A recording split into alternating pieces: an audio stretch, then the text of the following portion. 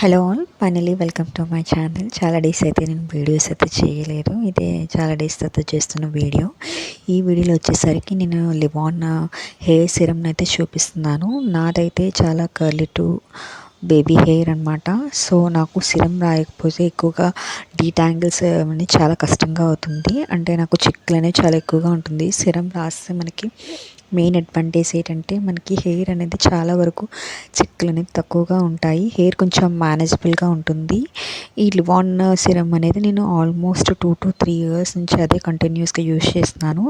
ఇక్కడ ఈ వీడియోలో నేను చూపిస్తుంది ఏంటంటే నా హెయిర్ ఎండ్స్కి, అంటే మనం సిరం అనేది ఇయర్స్ డౌన్ నుంచి రాస్తే బెటర్. మన హెడ్కి అయితే రాయకూడదు. ఓన్లీ మనకి చిక్కులు అనేవి ఇక్కడ నుంచే ఉంటాయి కాబట్టి.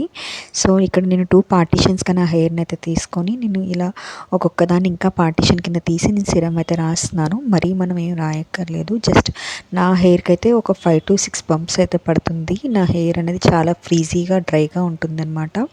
ఇది వీడు చూపించిన సిరంలో 24 hours ఉంటుంది సాఫ్ట్నెస్ అంటాడు, కానీ మనకి మ్యాక్సిమం అరౌండ్ ఒక 15 to 16 hours వరకు మనకి ఆ స్మూత్నెస్ అయితే హెయిర్ మీద ఉంటుంది.